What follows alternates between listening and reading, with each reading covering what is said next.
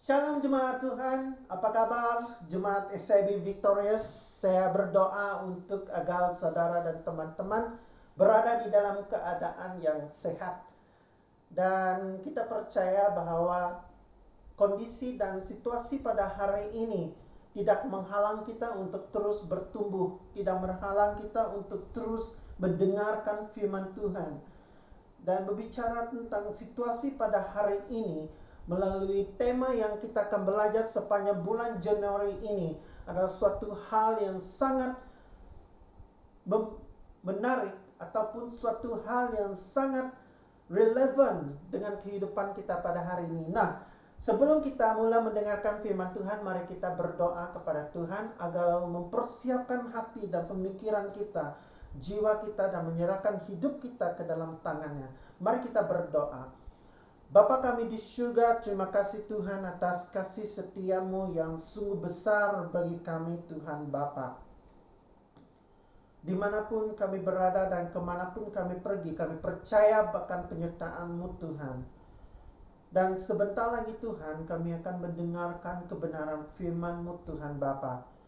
Kami menyerahkan ruangan ini, situasi ini, dan saat ini ke dalam tangan-Mu ya Bapa. Dan biar Engkau Tuhan yang menyertai kami Tuhan, membuka setiap pemikiran kami, jiwa kami, agar kami dapat menerima kebenaran benih-Mu Tuhan, untuk kami tabur di dalam hati kami, menjadi kekuatan, menjadi sumber kepada hidup kami.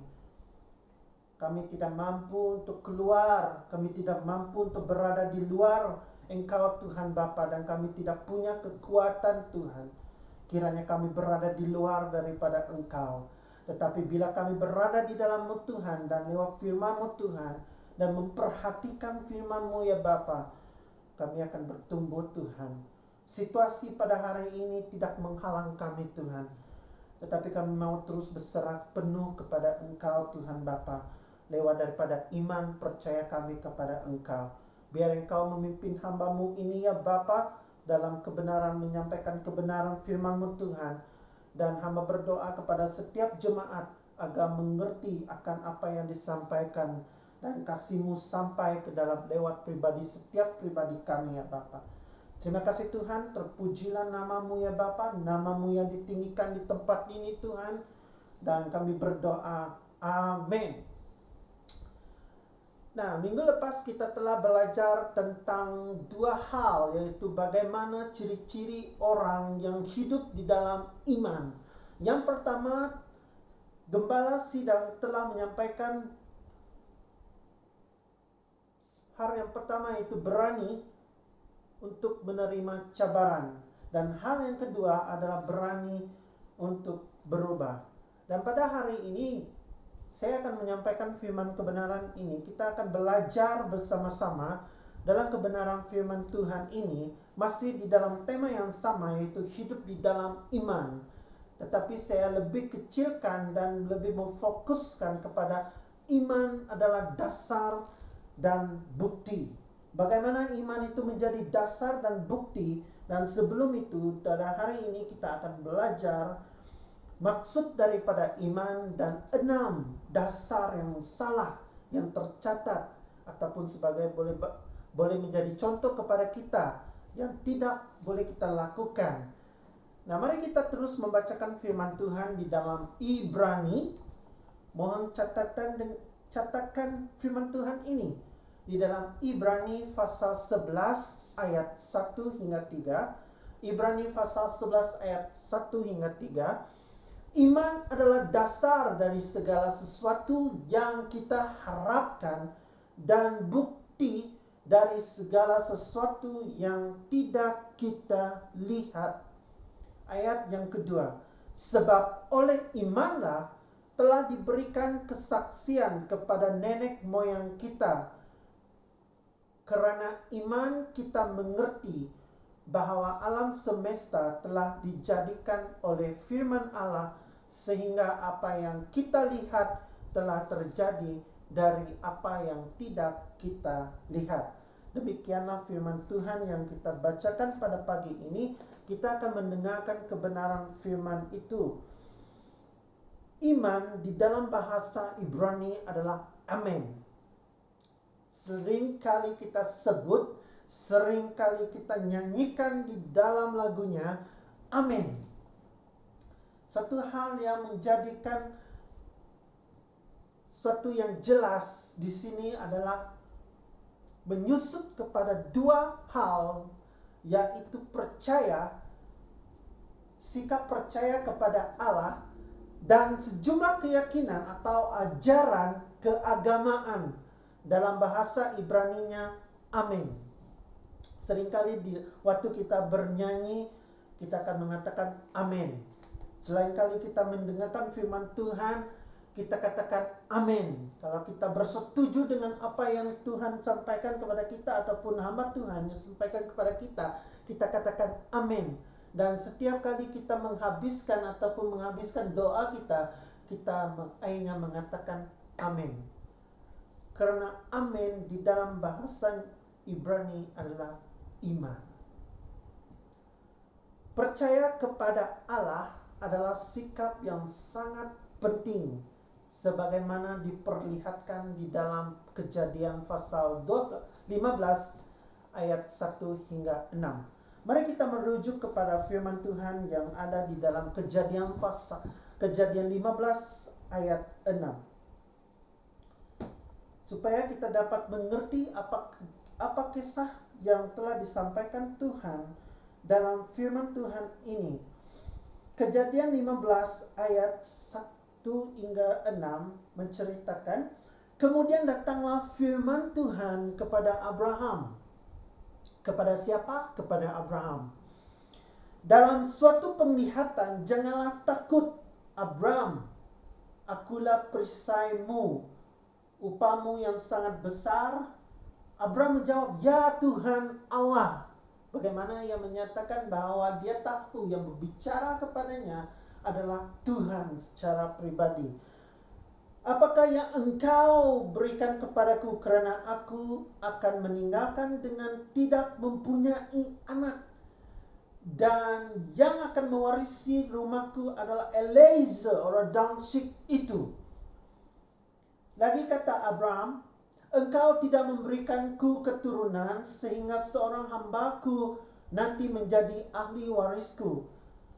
Tetapi datanglah firman Tuhan kepada Abraham, orang ini tidak akan menjadi warismu, melainkan anak kandungmu. Dialah yang akan menjadi ahli warismu. Lalu Tuhan membawa Abraham keluar serta berfirman, coba lihat ke langit, hitungkan bintang-bintang jika engkau dapat menghitungnya. Maka firman-Nya kepadanya, demikianlah banyaknya nanti keturunanmu. Lalu percayalah Abraham kepada Tuhan, maka Tuhan memperhitungkan hal itu kepadanya sebagai kebenaran. Allah berfirman kepada Abraham bahwa ia akan mendapatkan seorang anak kandung, waris. Sekalipun sebenarnya agak mustahil istrinya dapat memiliki keturunan. Karena pada waktu itu istri Abraham dikatakan berumur sudah lanjut usia. Saya tidak tahu berapa lanjut usia yang dikatakan, tetapi mungkin kalau zaman sekarang mungkin sudah menopause, satu yang mustahil untuk terjadi, hal yang sangat mustahil. Tetapi Abraham terus mengandalkan Tuhan, meletakkan kepercayaan pribadinya kepada Tuhan tentang janji-janji Allah kepadanya lewat daripada firman sendiri yang berbicara kepada kepada Abraham. Allah sebelumnya telah berjanji untuk memberkati semua kaum di muka bumi oleh kerana Abraham dan keturunannya. Tadi pada waktu firman Tuhan berbicara kepada Abraham, lalu hal ini dikatakan Tuhan.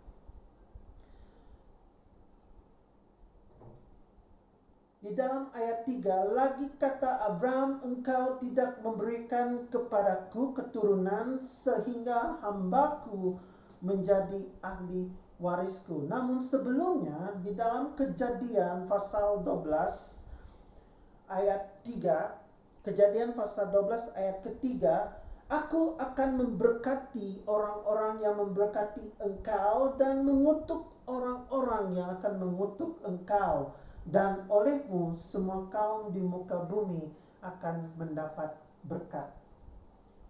Janji Tuhan kepada Abraham, juga janji Tuhan kepada setiap umat yang percaya di dalamnya. Janji Tuhan itu tidak didasarkan oleh hal-hal yang dikerjakan oleh manusia ataupun pada waktu itu Abraham, tetapi karena kasih dan kebaikan Tuhan yang berlimpah di dalam hidup Abraham, sehingga dia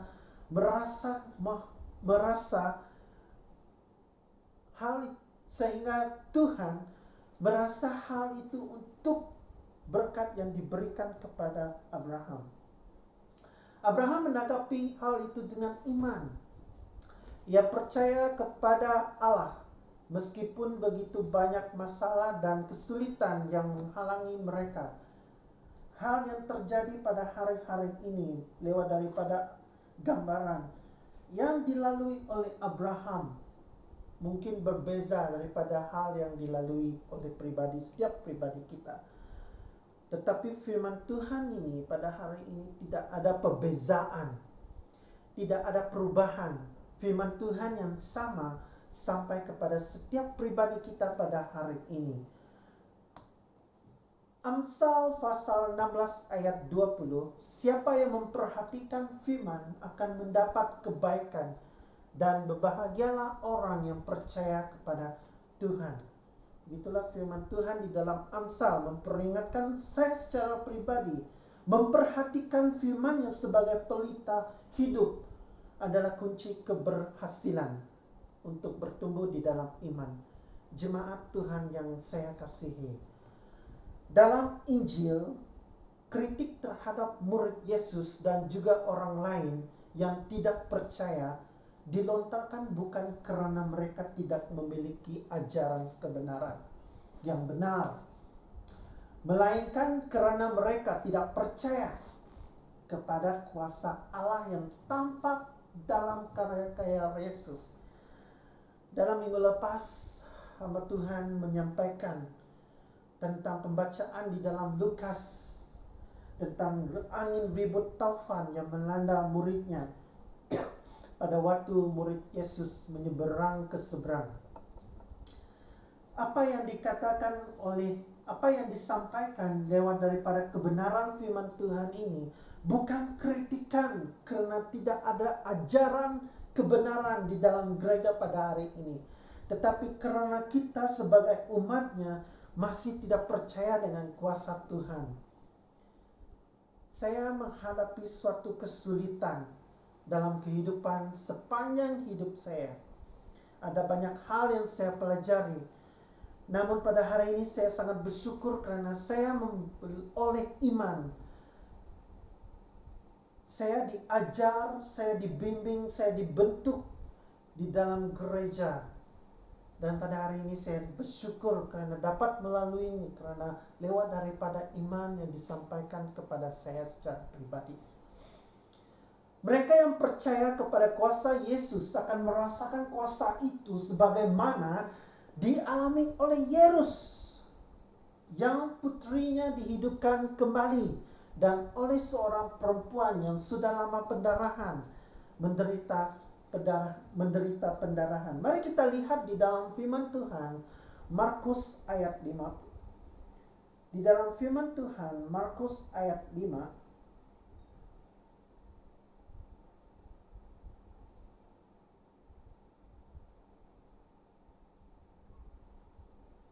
Markus ayat 5 hingga 21. Yesus membangkitkan Yairus dan menyembuhkan seorang perempuan yang sakit pendarahan. Saya bacakan untuk kita bersama.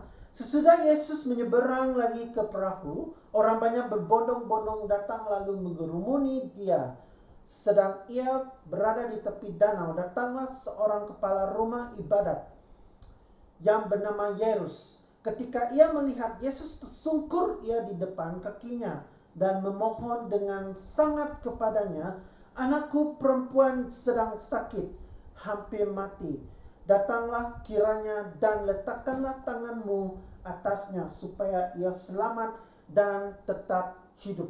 Ayat 24. Lalu pergilah Yesus dengan orang itu. Orang banyak berbondong-bondong mengikuti dia dan berdesak-desakan di dekatnya. Lalu adalah di situ seorang perempuan yang sudah 12 tahun lamanya menderita pendarahan. Ia telah berulang-ulang diobati oleh berbagai tabib, sehingga telah dihabiskannya semua apa yang ada padanya, namun sama sekali tidak ada faedahnya. Malah sebaliknya keadaannya semakin memburuk. Dia sudah mendengar berita-berita tentang Yesus, maka di tengah-tengah orang banyak itu ia mendekati Yesus dari belakang dan menjamah jubahnya. Sebab katanya, "Asal ku jamah saja jubahnya," dan bahagian ini sangat menarik, "asal ku jamah saja jubahnya, aku akan sembuh." Seketika itu berhentilah pendarahannya dan ia merasa bahwa badannya sudah sembuh daripada penyakitnya.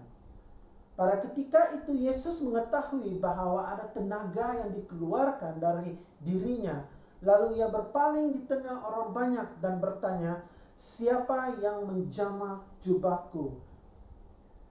Dalam situasi ini, dalam penglihatan ini, berbicara tentang sesuatu yang diandalkan oleh seorang wanita dalam kesembuhannya, untuk kesembuhan penyakitnya. Iman. Dia percaya kepada Tuhan, hanya asal ku jamah jubahnya aku sembuh. Dan itu adalah iman. Kepercayaan wanita ini kepada Yesus.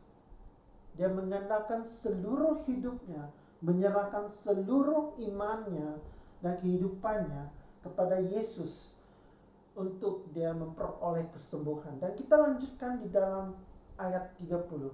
Dan pada ketika itu juga Yesus mengetahui bahwa ada tenaga yang dikeluarkan darinya. Lalu ia berpaling di tengah dan ia bertanya, "Siapa menjamah jubahku?" Murid-muridnya menjawab, "Engkau melihat bagaimana orang-orang ini berdesak-desakan dekatmu, dan engkau bertanya, siapa menjamah jubahku?" Lalu ia memandang sekelilingnya untuk melihat siapa yang telah melakukan hal itu. Perempuan itu yang menjadi takut dan gemetar ketika mengetahui apa yang telah terjadi di atasnya, tampil dan tersungkur di hadapan Yesus dan dengan tulus memberitahukan segala sesuatu kepadanya. Maka katanya pada perempuan itu, "Hai anakku," perhatikan, "Hai anakku, imanmu telah menyelamatkan engkau. Pergilah dan selamat dan sembuhlah dari penyakitmu." Yesus berkata kepada perempuan itu, "Hai anakku, imanmu menyelamatkan dan menyembuhkan penyakit pendarahan yang dialami oleh wanita tersebut." Dan hal ini membicara tentang iman. Mereka yang percaya kepada kuasa Yesus yang akan merasakan kuasa itu. Hanya orang percaya saja dapat merasakan. Ada 3 hal ataupun 3 esensi iman. Berbicara tentang iman. Yang pertama, iman adalah dasar. Dan yang kedua, iman adalah bukti. Dan yang ketiga, iman membuatkan kita mengerti. Iman adalah dasar. Dasar atau fondasi selalu menentukan hasil. Kenapa kita berbicara tentang dasar pada hari ini? Di dalam 2 Korintus pasal 5 ayat 7 hingga 8. "Sebab hidup kami adalah hidup yang karena percaya, bukan karena melihat, tetapi hati kami tabah dan terlebih suka kami beralih dari tubuh ini untuk menetap kepada Tuhan." Paulus mengatakan, yang berkata demikian, sebab hidup kami adalah karena hidup yang percaya, bukan karena melihat, tetapi kami lebih suka beralih dari tubuh ini untuk menetap kepada Tuhan. Dasar berbicara tentang fondasi. Sekiranya kita mau membina satu gedung ataupun membina suatu bangunan yang 40 tingkat, berbeza dengan fondasi ataupun dasar yang kita bangun untuk membina gedung ataupun bangunan di tingkat 2. Kenapa harus dasar dan fondasi? Sangat penting di dalam kehidupan. Dasar iman dikatakan dasar adalah karena iman itu harus menjadi dasar di dalam hidup kita. Saya berikan satu contoh untuk kita bersama. Karena itu di dalam Alkitab mengatakan bahwa orang yang baru bertobat tidak digalakkan untuk melayani, tetapi mereka digalakkan untuk bertumbuh, melayani pekerjaan Tuhan seperti membaca firman Tuhan. Mereka lebih digalakkan untuk menghadiri kelas pemuridan seperti yang diadakan di SIB Victorious. Kami sebagai pemimpin sangat menitik beratkan hal ini dalam pemuridan. Kenapa? Walaupun kita bertahun-tahun menjadi orang percaya di dalam kehidupan kita, ada hal yang harus kita sentiasa bersedia belajar. Kita sentiasa mau belajar sesuatu untuk kita membangun iman kita, percaya kita, supaya kita terus tetap bertumbuh. Kalau kiranya bangunan dibangunkan 40 tingkat, berada di dasar yang tidak kukuh. Contohnya kalau kita mau membangun bangunan tingkat 40, kita bangunkan dasar dia dengan hanya sekadar batu bata. Batu bata saja, bukan piling, bukan masukan ya, engineer kan. Mungkin faham dan mengerti hal ini.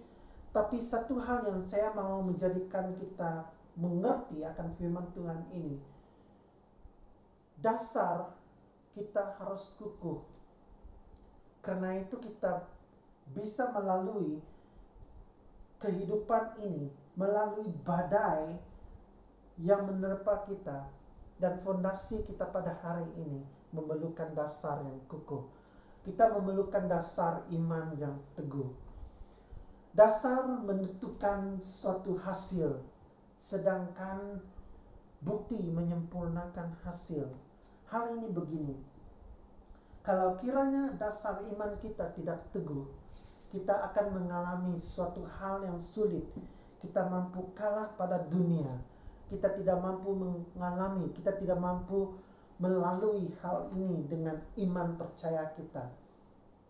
Maka karena itu, kalau seorang yang baru bertaubat tadi, seperti yang saya katakan, kiranya mereka mau melayani, mungkin kita merasakan pelayanan itu suatu hal yang sangat menyenangkan.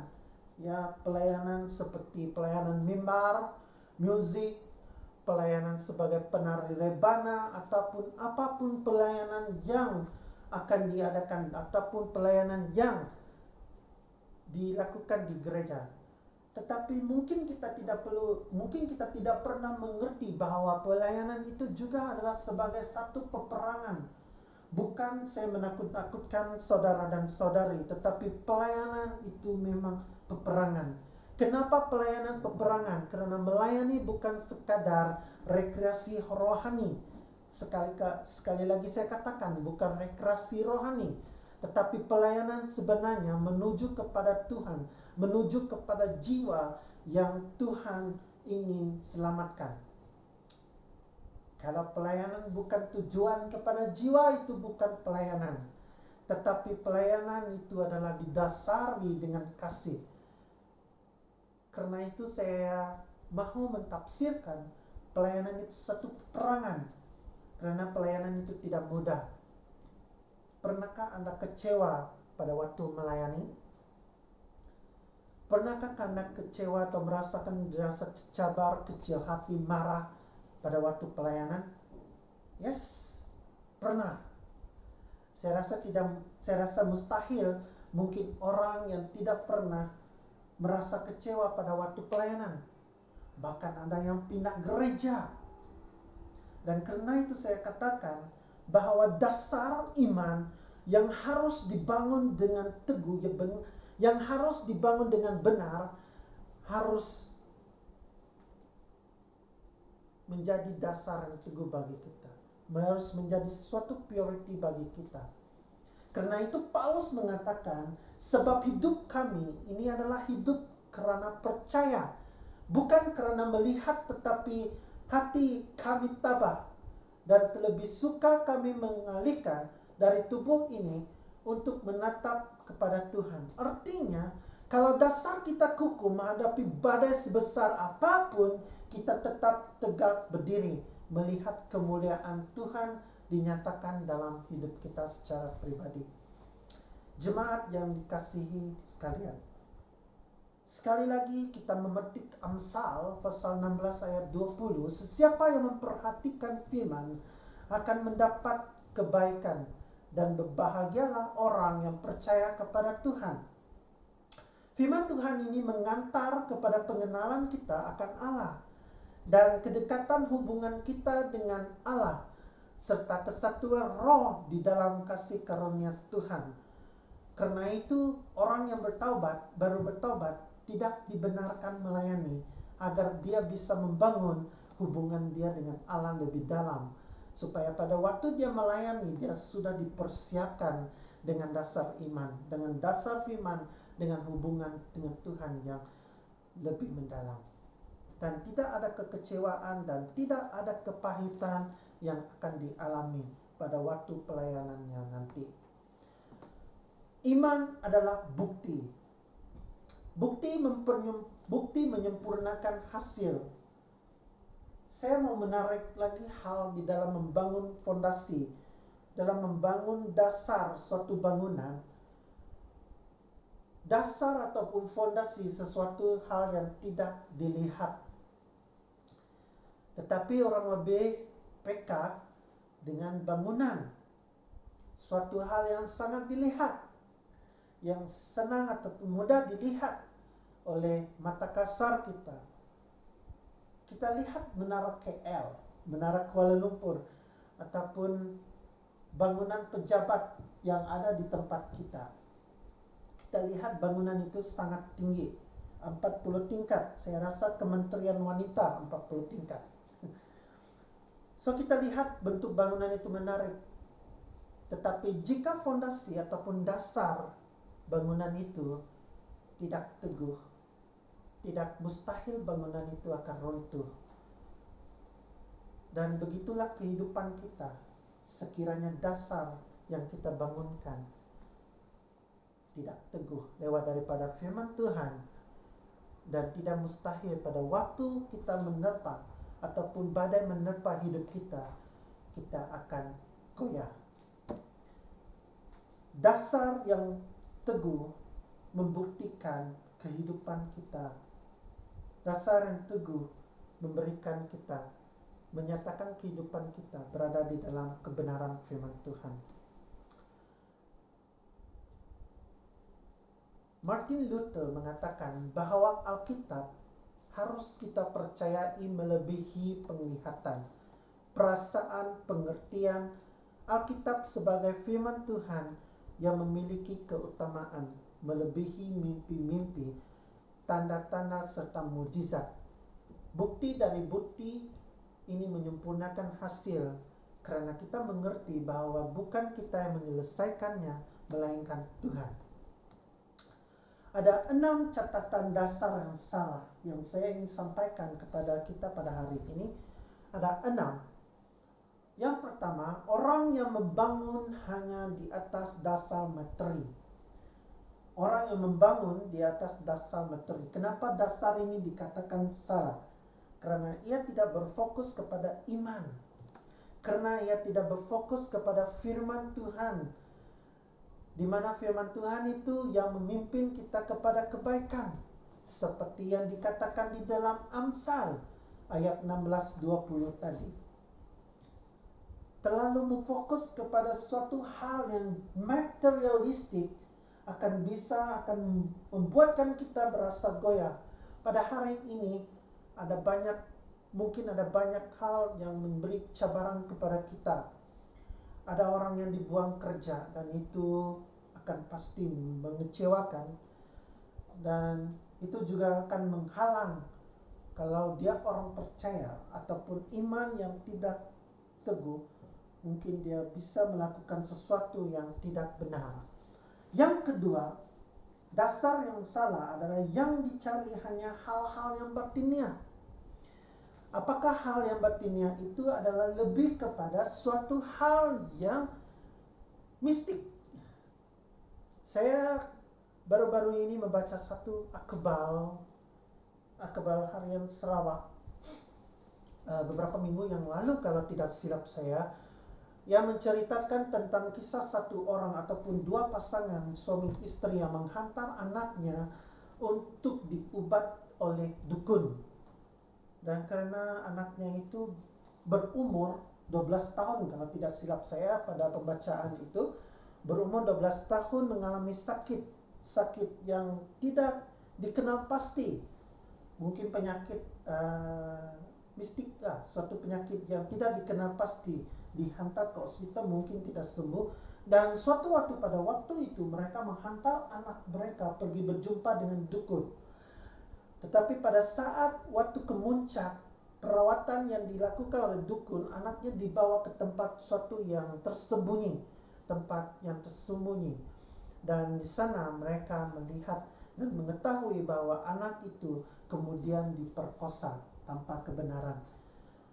Karena asumsi hati seorang ibu ini, kenapa anak dia dibawa ke tempat yang tersembunyi, dan merasa suatu hal yang pelik, lalu dia melihat anaknya telah diperkosa. Dan kes itu masuk di dalam kes jenayah. Dia berada di suatu tempat, yaitu di Sarawak, tidak perlu sebut. Dan hal itu menjadi suatu gambaran kepada saya. Yang dicari hanyalah hal-hal yang batinnya. Sangat menyedihkan situasi kalau kiranya begitu, terjadi yang begitu. Yang kedua, kebanggaan dan keyakinan. Yang ketiga, dasar yang salah adalah kebanggaan dan keyakinan diri. Kebanggaan dan keyakinan diri ini adalah menjelaskan tentang overconfident. Kalau pada waktu mengerjakan sesuatu, dia merasakan lebih sempurna adalah dia. Yang mengerjakan sesuatu, yang merasakan lebih bagus dan terbaik adalah dia. Dan hal ini akan memberikan kecenderungan membangun dasar hidup yang sombong, hidup yang egois. Dan ini sangat bahaya. Karena pada suatu saatnya nanti dia tidak boleh ditegur, karena sayalah yang lebih baik dan sayalah yang lebih mengerti, dan ini adalah dasar yang salah.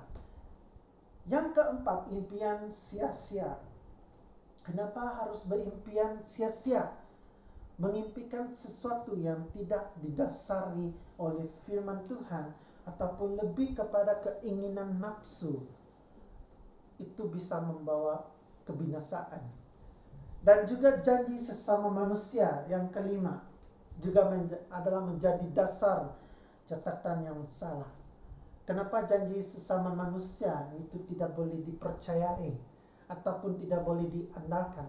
Kalau pada hari ini kalian berjanji dengan seseorang dan merasakan kekecewaan, itu pasti akan membubuh kepahitan di dalam kehidupan kita. Tetapi lepaskanlah pengertian, pengampunan, agar kita dapat melalui kehidupan itu, agar kita dapat melalui perkara ini. Kita tidak harus berjanji, kita jangan berjanji, kita jangan menaburkan janji, karena kekuasaan bukan milik kita.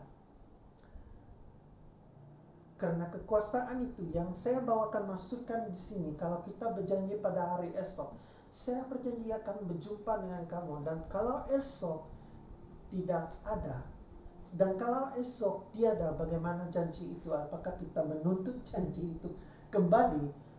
Memang tidak. Dan yang terakhir, dasar pada hari ini yang saya ingin sampaikan adalah perjuangan diri. Ada banyak hal yang kita rasai dan ada banyak hal yang kita lalui.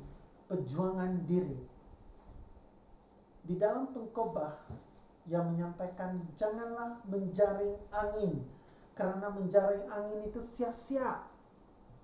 Perjuangan diri adalah perjuangan yang tidak di-share ataupun tidak dikongsikan kepada orang lain untuk kita memperoleh sesuatu, dan itu juga hanya sia-sia. Kenapa dia sia-sia? Karena kalau kita memperjuangkan diri, kita lebih fokus kepada kekuatan diri dan tidak bersandar dengan Tuhan. Dan hal itu bisa akan membuatkan kita emosi yang tidak stabil.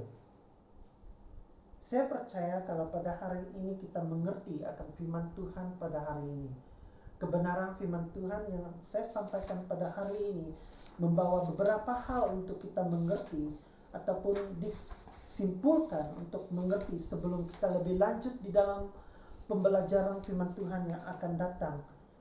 Hal yang pertama yang saya sampaikan di dalam kebenaran firman Tuhan tadi adalah tentang esensi iman. Kita ada 3 esensi iman. Yang pertama, iman itu adalah dasar. Yang kedua, iman itu adalah bukti. Dan yang ketiga, iman itu membuat kita mengerti. Dan apa yang saya mengerti tentang Tuhan, karena saya mengerti Tuhan tidak pernah mengecewakan kita. Tuhan tidak pernah janjinya adalah ya dan amin. Saya percaya tiada yang mustahil bagi Tuhan. Dan saya mengerti juga bahwa hidup saya dan hidup saudara adalah berarti berharga bagi Tuhan. Dan saya juga sampaikan tentang 6 dasar yang salah. 6 dasar kebenaran iman yang salah. Yang pertama, orang yang membangun hanya di atas dasar materi. Yang kedua, orang yang hanya mencari hal batinnya. Yang ketiga, kebanggaan dan keyakinan diri, overconfident. Dan yang keempat, impian yang sia-sia, ataupun di dalam bahasa Indonya adalah impian muluk-muluk. Janji sesama manusia dan perjuangan diri. Mari kita tetap memfokus kepada firman Tuhan pada hari ini. Ada banyak hal dan kesulitan dan pergumulan yang kita lalui di dalam hidup kita. Firman Tuhan hanya berharga bila kita dapat meresponinya dengan benar. Dari awal hingga akhir, firman Tuhan dibicarakan hanya berarti pada waktu kita meresponinya dengan benar. Bekarlah firman Tuhan di dalam hidup kita secara pribadi. Dan pada tahun ini dan pada bulan ini, tema kita adalah hidup di dalam iman. Pada suatu kita hidup di dalam ketaatan kepada firman-Nya, di situ kita melihat campur tangan Tuhan yang luar biasa dalam kehidupan kita. Ketaatan adalah kunci iman. Saya mengakhiri ini dengan satu pembacaan firman Tuhan yang diambil daripada Galatia. Mari kita bacakan firman Tuhan yang diambil daripada Galatia. Galatia pasal 3 ayat 23 pasal 3 ayat 23 hingga 29. Mari kita bacakan bersama ataupun bacakan dengan suara kedengaran dimanapun kita berada.